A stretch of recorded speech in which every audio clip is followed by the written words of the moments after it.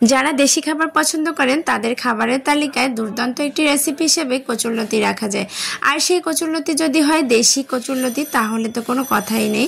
তো আজকে আপনাদের সাথে এই দেশি কচুরলতি কিভাবে রান্না করলে মুখে লেগে থাকার মতো স্বাদটা পাওয়া যাবে সেটাই আপনাদের সাথে শেয়ার করব। তবে আপনাদের প্রত্যেককে জানাবো আমার পুরো ভিডিওটা কন্টিনিউ করার অনুরোধ।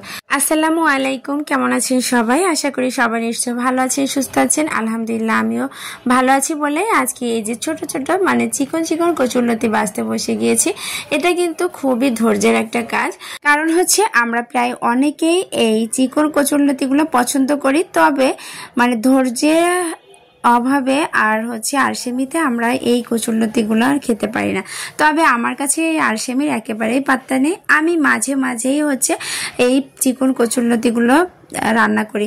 আর যেহেতু আমার হাজবেন্ড আমি দুজনেই পছন্দ করি, এজন্য সে নিয়ে আসে কিনে, আমিও এটা খুশি মনে বেছে রান্না করি। তো যাই হোক, এখন আমি চুলার উপরে একটা কড়াই বসিয়েছি, তারপরে দিয়ে দিয়েছি তেলটা একটু গরম হলে একটু পেঁয়াজ কুচি দিয়ে একটু নাড়াচাড়া করে তারপর রসুন পেঁয়াজ বাটা দিয়ে দিলাম। রসুন পেঁয়াজটাকেও একটু নাড়াচাড়া করে তার মধ্যে পরিমাণ মতো মানে অল্প একটু পানি দিলাম যাতে মশলাগুলো পুড়ে না যায়।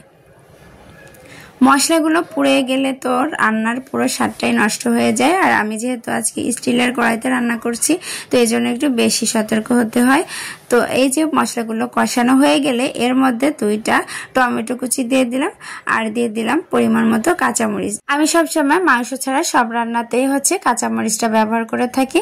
তবে যদি আপনারা চান এখানে শুকনো মরিচ দিয়ে রান্না করতে, তাহলে কালারটা আরো বেশি সুন্দর হয়। তো এখানে সব ধরনের মশলা ভালোভাবে কষানো হয়ে গেলে দিয়ে দিলাম এই যে ধুয়ে রাখা চিংড়িগুলোকেও এই মশলার সাথে আর একটু সময় নিয়ে কষিয়ে নিব। চিংড়িগুলো যখন কষানো হয়ে যাবে তারপর এর মধ্যে দিয়ে দিব এই যে আমার স্বাদের কচুরলতি। এই কচুরলতি বাছতে বাছতে মানে কোমরটা ব্যথা হয়ে যায়, কিন্তু খেতে গেলে এত মজা লাগে যে সব কষ্ট আবারও ভুলে যায়, আবারও এই কচুরলতি খেতে ইচ্ছে করে। তো আপনারা আমার মতো কারা আছেন যারা এই চিকন চিকন কচুরলতি কোমর ব্যথা করে বসে বেছে তারপরে খান? অবশ্যই একটু কমেন্টে জানিয়ে যাবেন আমার দলে যারা আছেন। তো এখন এই যে কষাই করে মানে কচুরলতিগুলো খুব ভালো মতো কষাই করতে হবে। ভালো মতো কষাই করা হয়ে গেলে একটু পানি দিয়ে দিলাম। এটাই হচ্ছে ঝোলের পানি বলেন আর যে পানি বলেন সিদ্ধ হওয়ার পানি, কারণ ঝোলের পানি তো রাখবো না, একেবারে গা মাখা করে নিব।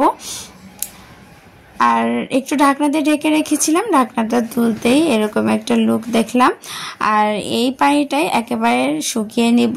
তো এই তো প্রায় পানিটা শুকিয়ে গেছে। তারপর কাঁচামরিচটা যেহেতু একটু কম মনে হচ্ছিল, এই জন্য আমি আরও কয়েকটা কাঁচামরিচ আস্ত না দিয়ে একটু ভেঙে দিয়ে দিলাম। তো আজকের রান্নাটা আপনাদের কার কাছে কেমন লেগেছে অবশ্যই জানাবেন। তো আজকের মতো এ পর্যন্তই, দেখা হবে নেক্সট ভিডিওতে আবারও। আল্লাহ হাফেজ।